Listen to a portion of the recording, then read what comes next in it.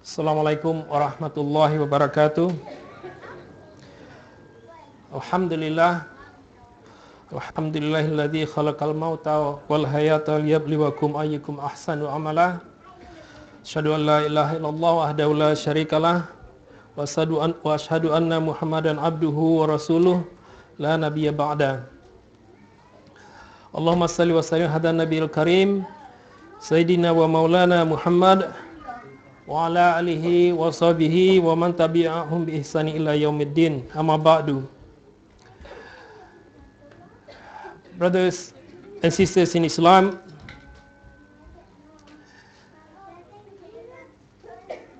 one of the mercy of Allah upon us is time to time Allah give us opportunity to go back to what we should be, so we don't go and got drifted away from the real purpose of this life. Say the salat 5 times a day, we are reminded about Allah. And then another one, the fasting, the month of Ramadan. If we look at carefully and we try to contemplate, subhanallah, if we only realize that despite all the hardship that may look like Allah has given to us, this month of Ramadan is actually one of the great signs of Allah's mercy upon us. This month of Ramadan, Allah actually used this 1 month in a year to bring us back to what we should have done in our life, about our most important thing. 12 months in our life, 12 months in a year, we are drifted away and forget why we are here. And if you look at carefully about the purpose of the Ramadan, Allah said, لَعَلَّكُمْ تَتَّقُونَ, that we may attain the degree of taqwa. Now, it's some things that we have to be reminded all the time. Every Friday and every month and every year, we are reminded about this taqwa. Why? Why taqwa? In our life, in every effort that we do, we always try to judge our effort into failure and success. Whatever we do in our life, we said, oh yes, good, I'm succeeding in that one. I achieved my goal. I achieved success in that effort. Or if you're not happy with that effort and you think that you failed, it is a failure for you. And then what we do in our life as well. When we look at someone, when we look at ourselves, when we look at our neighbor, when we look at our friends, we tend to judge our friends in these 2 categories. Whether this person is success or not, and then we make a judgment. But our criteria in making a judgment about success and failure is very different between us. Some of us will look at success in terms of how much money that you have in your bank account, how many properties that you have in your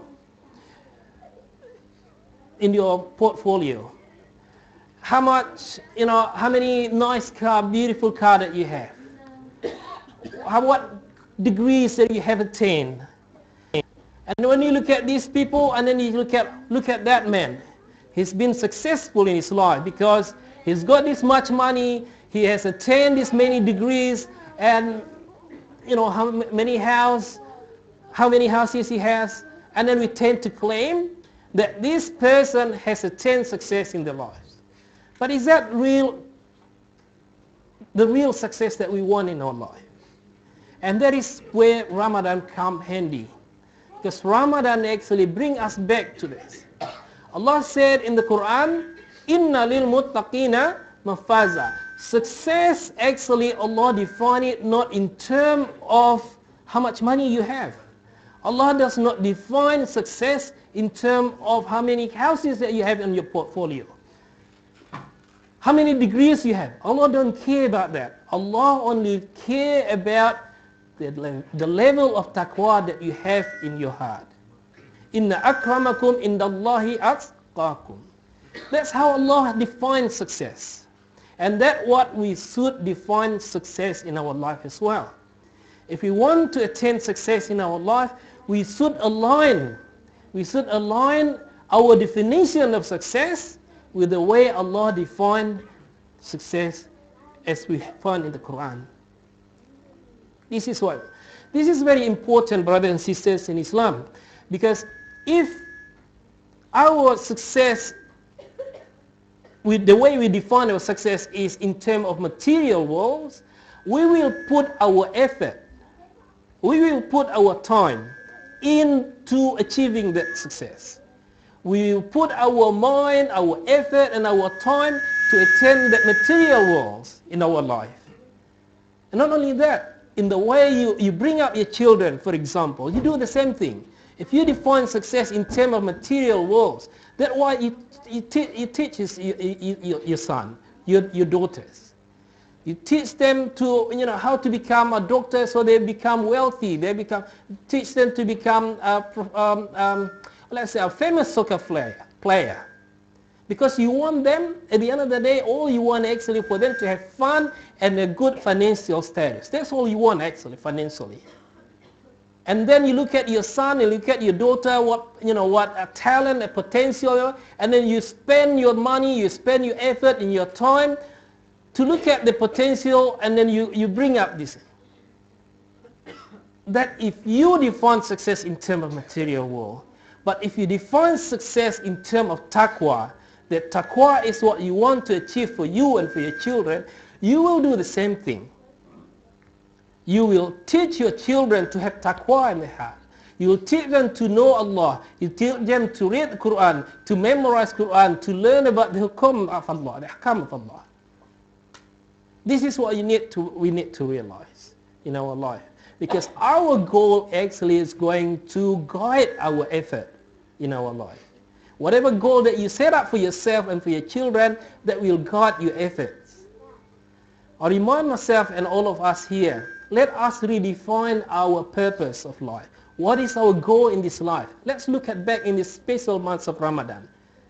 Is that really what we want to achieve in this life? Is aligned with what Allah has already want us. And the good thing about the month of Ramadan is not only Allah show us the goal, but also Allah show us how to attain this goal. Look at the months of Ramadan. In our life, we are too busy with this. Think about this world. So much time that we devote for the world, the life of this world. And we know that we live in this life is only for a short period of time. You're lucky if you can attain the age of 100 years. You're lucky if you do, or if you're lucky actually if you attain 100 years. But how much effort that we put, compare that 100 years to the life, the eternal life that we're going to have later in the hereafter. The effort that we put for this world is not comparable to what we actually supposed to put into. No balance whatsoever. Just one day. Think about the day of judgment. في يوم مقداره 50,000 سنة. That day of judgment, for example. Allah measure that day, just one day of the day of judgment, Allah measure it like 50,000 years. Compare that 100 years that we live in this world to that one day, and it's called Qiyamah. And because of the hardship, because we have to stand on that 50,000 years in front of Allah, and we're going to be accountable for what we do in this world. What we're going to bring, what provision we're going to face, to have in front of Allah, to prove our taqwa in front of Allah. Now we've been so ignorant. We've been so negligent about our preparation for that. That's why if you look at like the way Allah defines, Allah defines success in terms of taqwa. Allah defines failure. Allah also قَدْ خَسِرَ الَّذِي نَكَذَّبُوا بِلِقَاءِ اللَّهِ. Those who are the failure one, the loser, let's put it that way, the loser are those who don't care about the meeting with Allah. They don't care, they're heedless, they don't make any preparation for the time when they meet Allah later. So we should guide our life, think about the purpose, the big picture why we are here, and then prepare, guide your effort to attain this success, which is taqwa. Prepare yourself, prepare our family. Qu anfusakum wa ahlikum nara. Like the taqwa, that taqwa, protect. We protect ourselves from the anger of Allah. We protect ourselves from the war of Allah. We protect ourselves from the hellfire by following the command of Allah and avoiding the wrath of Allah. Barakallahu li wa lakum. May what I give this very short speech is beneficial for me and for all of us here. So Allah give us the strength and the guidance to carry it out in our life. Assalamu alaikum wa rahmatullahi wa barakatuh.